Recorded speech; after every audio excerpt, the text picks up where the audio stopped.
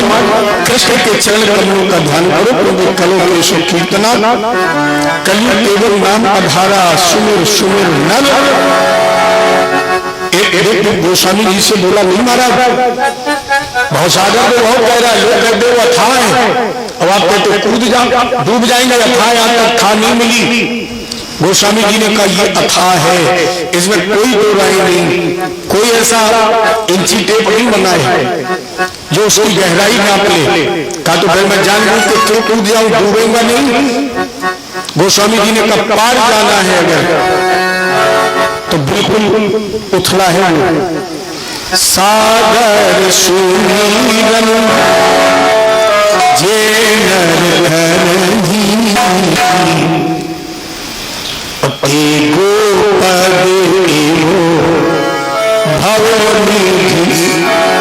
उनके लिए कितना गहरा है, गाय के खुर के बराबर, केवल राम कहते हैं। उन्होंने कहा ठीक है महाराज जी, पहले में जैसे चंबल में लोग बताते सिक्का डालो तो बिल्कुल ऊपर दिखाई पड़ता है, अगर ये सोचोगे गहरी नहीं उसमें कूद जाओ, तो हमें ऐसा लगा कि राम नाम से गाय के खुर के बराबर दिखाई पड़ी और मैं कूद गया, फिर कहीं वो था हो गया, तब तो मैं इधर करा उधर करा, मैं तो गया। गोस्वामी जी ने कहा तो इसके लिए एक काम करो, नाम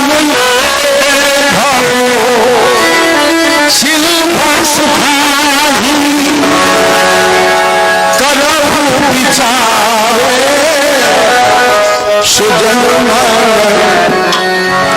नाम ले, स्मरण करिए, भवसागर सूख जाए, सूख जाए, कितना भी गहरा होता है फर्क पड़ता है, चाहे खाओ हो और चाहे अथाह हो, सूख जाए आराम से पार हो जाओ। श्री कृष्ण चरणाम भोजन दुखम भविष्यति। भक्ति के साथ नारद जी ने नारायण नाम गाया और इसके अलावा वेद शास्त्र उपनिषद पुराण सब कुछ सुनाए। ज्ञान वैराग ने एक बार आराम करके देखा, फिर उसी स्थिति में चले गए। मैं उस समय बड़ा चिंतित था, एक आकाशवाणी हुई, नारायण सत्कर्म करो भैया, तब सत्कर्म की तलाश में जा रहा है। शंकादिक ऋषियों ने कहा इदम भागवतम नाम, अगर तुम सत्कर्म करना चाहते हो तो भागवत जी का अनुष्ठान करो, भागवत जी की कथा का अनुष्ठान, इससे बड़ा सत्कर्म नहीं हो सकता है। क्यों? बोले करने वाले को भी तारती है, कराने वाले को भी तारती है, जो सुनने आता वो भी करता है, इधर उधर कहीं से भी किसी प्रकार का भी अगर इस अनुष्ठान में सहयोग करता है तब वो कर ही जाता है। इससे बड़ा और सत्कर्म क्या हो सकता है। कि गंगा जी के किनारे हरिद्वार में ब्रह्मा जी के मानस में तो शंकादिक ऋषि वक्ता बने, देवर्षि नारद भगवान श्रोता बने, साप्ताहिक ज्ञान यज्ञ का आयोजन हुआ, बड़े बड़े संत यहाँ पर आए, भृगुर वशिष्ठ नस्य गौतमो देवर मेवा फिर देवल देवरातौ। अब इस कथा के समारोह में दो बिंदु है, जिनके लिए कथा का आयोजन हुआ है वो कहाँ है, ध्यान आपको कहाँ है, वृंदावन में। कथा कहाँ हो रही है, हरिद्वार में। कथा कैसे सुन रही है, ये पहले तो कुछ सिस्टम नहीं था, ये व्हाट्सएप फेसबुक वाला न लाइव प्रसारण था, फिर कैसे सुन। उस समय एक बहुत बढ़िया चलचित्र था जिसका नाम था मन, यहां से सुनता था वहां तक भेजता था।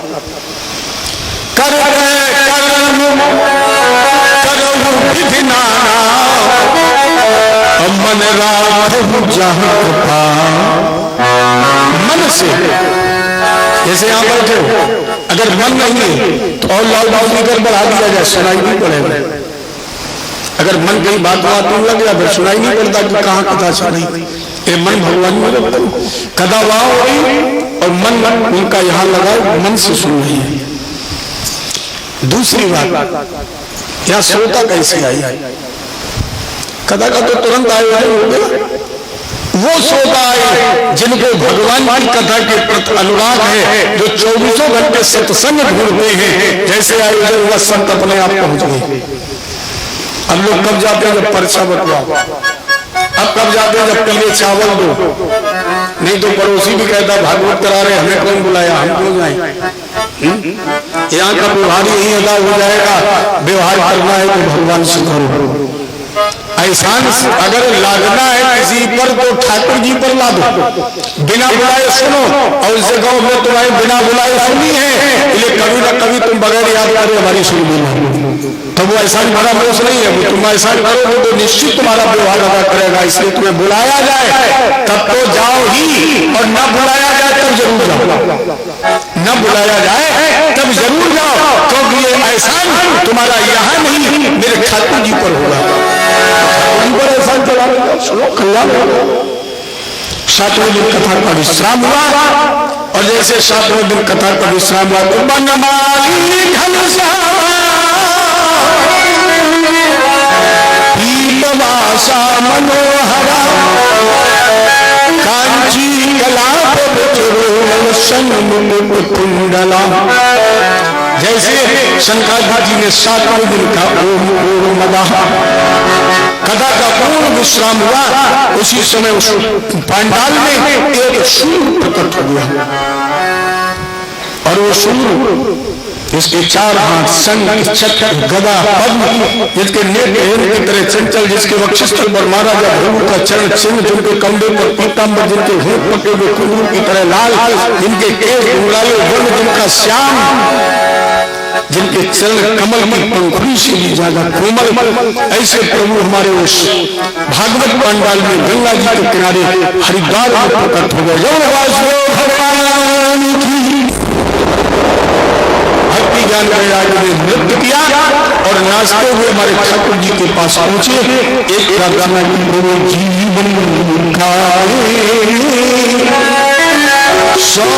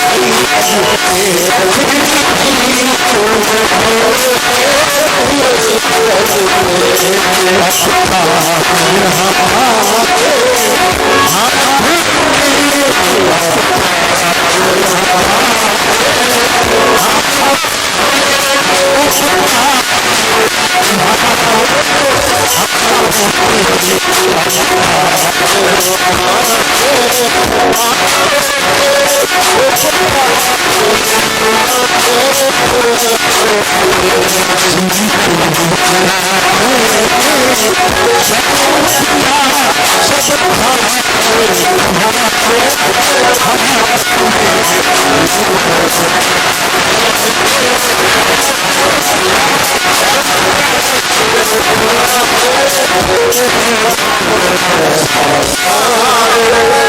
तुम्हारे सब भार तुम्हारे हाथों में उठार पतन अब मेरा है सरकार। जिसके जीवन रूपी नाव की पतवार स्वयं मेरा बिहारी खेवनहार हो, कितने भी भूकंप क्यों न आए, कितने भूचाल क्यों न आए, कितनी भंवर क्यों न आए, लेकिन वो नाव कभी डूब ही नहीं सकती है। अपने जीवन रूपी नाव की पतवार मेरे ठाकुर जी को देकर के तो दे। बड़ा कवि गीता का सार मैंने बड़ा कैलेंडरों में आता लिखे, क्यों रो रहे हो, क्या तुम्हारा हो गया है, कौन तुम्हें मार सकता है। और उसके नीचे लिखा है बड़ा एक मधुर वाक्य, मैं हूं ना। नीचे लिखा है मैं हूं ना। भगवान बोले जब तक मैं हूं कौन तुम्हें मार सकता है। तेरी सत्ता के बिना हे प्रभु मंगल पता हिलता नहीं हिले नहीं। बाबा विष्णु मर्म के पत्ता भी नहीं हिलता है। ये जीवन की बात भगवान के इसी चरणों में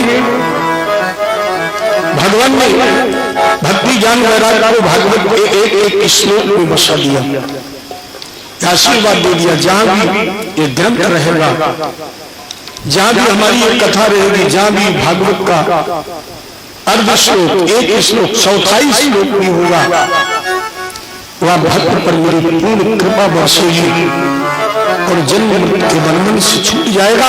जो भी इस कथा को सुनेगा उसके अंदर अपने आप भक्ति वैराग्य जाग जाएगी, अपने आप भक्ति का नृत्य होगा। शौनक जी ने सूत जी से पूछा तो महाराज इस कथा को सुन कौन सकता है। सूत जी ने कहा कोई भी,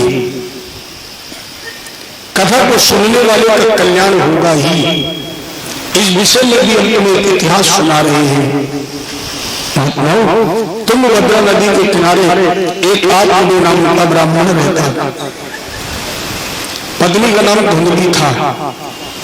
तुंगभद्रा करते पूर्वम भूपत्तनमम यत् वर्ण सधर्मेण सत सत्कर्म तत्परा आत्मदेव पूरे तस्मिन् सर्व वेद विशारदा। वेदों में पारंगत ब्राह्मण और संत सेवी, पत्नी का नाम धुंधली।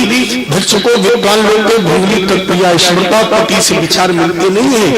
मोटरसाइकिल तभी सही चलेगी जब दोनों पहिया एक साथ घूमे, और अगर पहिया आगे पीछे घूमने लगे चलेगी गाड़ी, चैन टूट जाएगी। मोटरसाइकिल की चैन तो फिर जुड़ जाएगी, और पत्नी की चैन अगर टूट गई जुड़ेगी नहीं।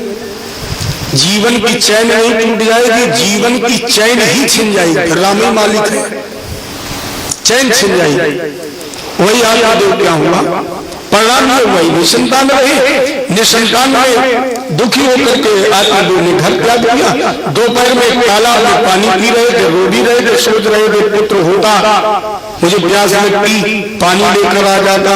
भूल गए। उन लोगों से पूछो उन्हें पानी मिलता जिनके हैं, उन्हें मिलता है। यही तो हमारे भारत का नियम है। जिनके बच्चे हैं वो भी रो रहे हैं, उन्हें खुश होना चाहिए। जिनके नहीं है, जिनके बच्चे हैं वो रो रहे हैं, तो जिनके नहीं है उन्हें खुश होना चाहिए। लेकिन वो ज्यादा आचार ही एक ही हो जाए बिटिए हो, और जब हो गई, मेरे कहने का मतलब बच्चे हैं तो भी दुख है, नहीं है तो भी दुख। शादी ही वो भी रो रहे, नहीं हुई वो भी रो रहे। जिनके पास पैसा वो भी रो रहे, नहीं वो भी रो रहे। ये प्रकृति का नियम है। सन्यासी ने रोते हुए देखा, प्रश्न किया रो रहे हो क्यों। महाराज जी संतान नहीं है, मुझे संतान चाहिए, क्या करोगे? आत्मदेव, बच्चे का क्या करोगे? आत्मदेव मुस्कुराए और बोले महाराज जी आपने कभी फिल्म देखी है? महात्मा जी ने कहा बच्चे से फिल्म का मतलब क्या है? बोले अगर आपने देखी होती तो हमसे थोड़ी कहते कि बच्चे का क्या करोगे। महाराज जी ने पूछा क्यों? अगर ऐसी कोई बात है तो हम भी देख लेंगे, अगर विशेषता क्या है? पंडित जी बोले मानो तुझे सूरज कहूं चंदा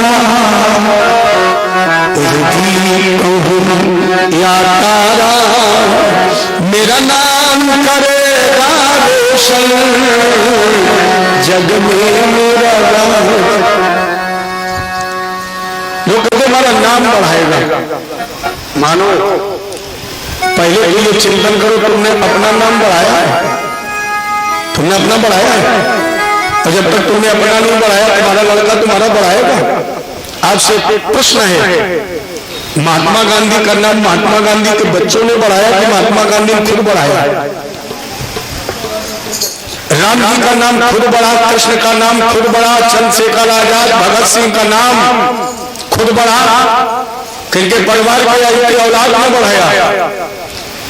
मानो एक फिर मैं सूत्र दे रहा हूं कथा में, फिर याद रखना, उसका नाम अमर है जग में। किसका?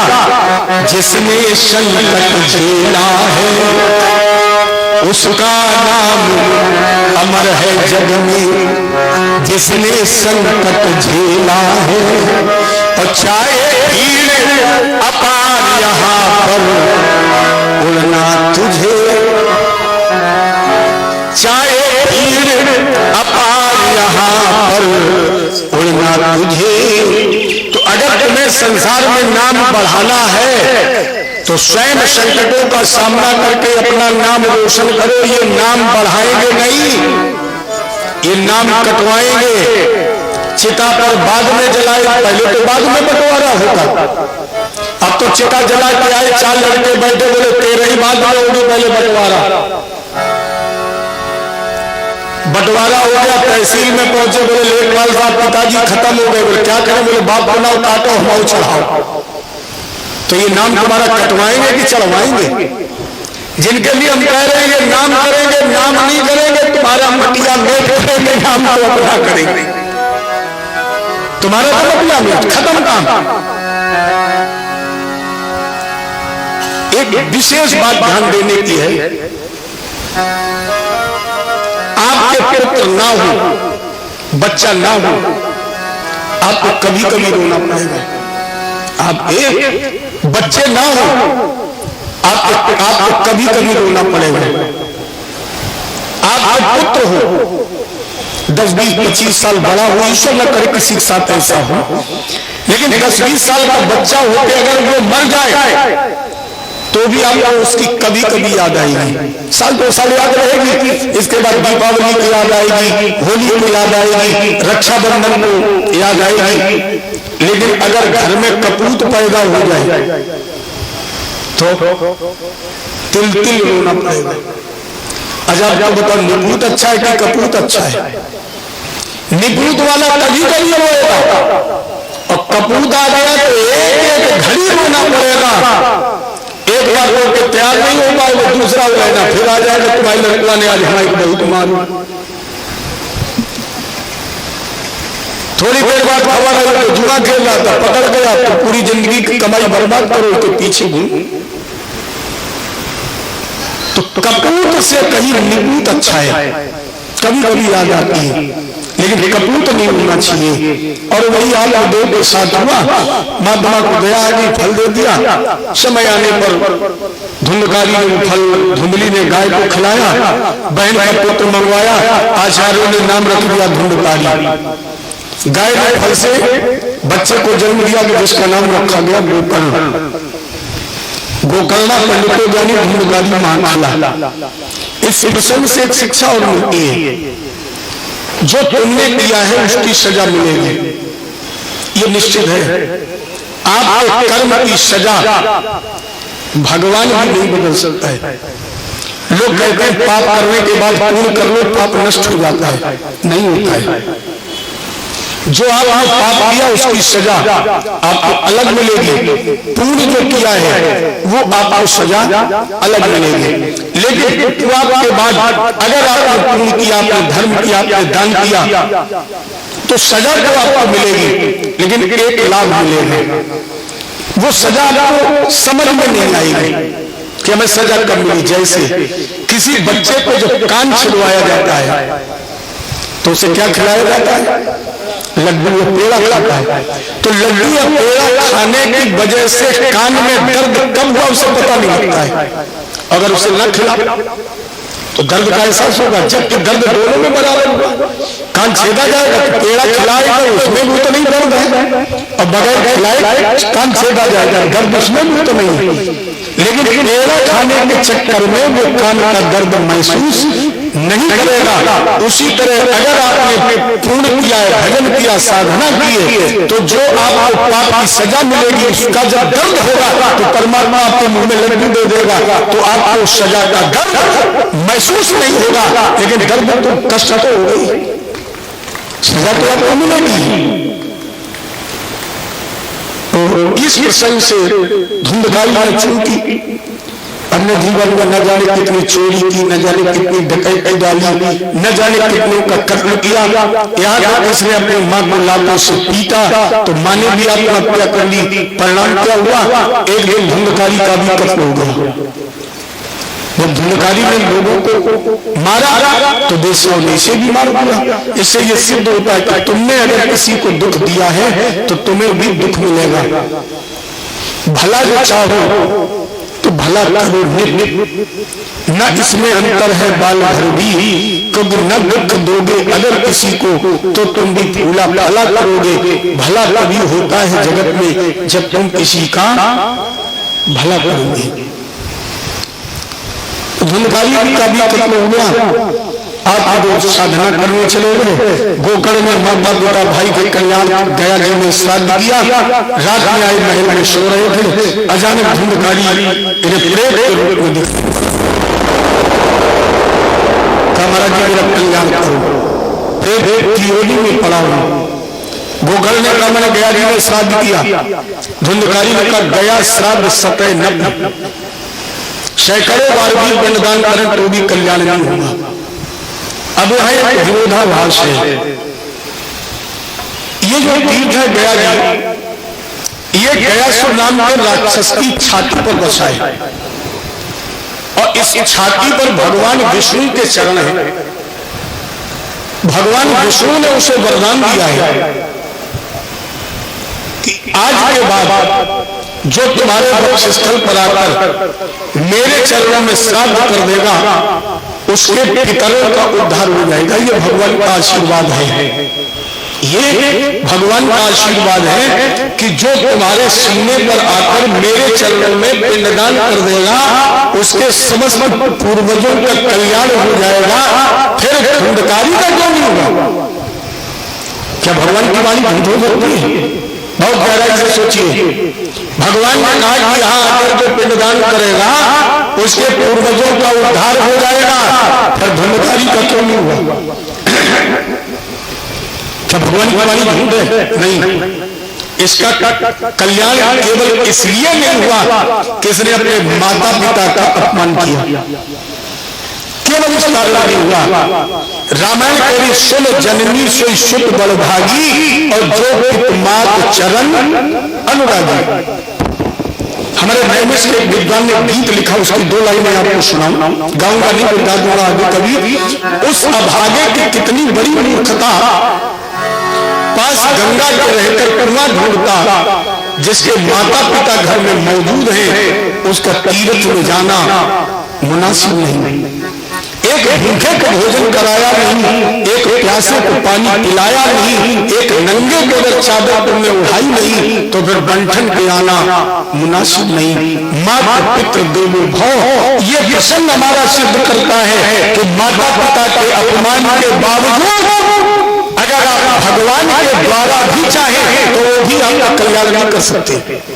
माता पितृ द्रोहियों का कल्याण भगवान ही नहीं कर सकते हैं। ये परमात्मा का कृपा पात्र अगर बनना है तो सबसे पहले माता पिता गुरु और अतिथि की कृपा के पात्र बने। जब इन तीन की कृपा पर हो जाएगी तो फिर मैं वही बात बोलूंगा कि भगवान को कृपा करनी ही पड़ेगी। जब माता पिता गुरु और अतिथि की कृपा के पात्र बन जाओगे तो भगवान के सामने मजबूरी होगी कि वो तुम पर कृपा करेंगे ही।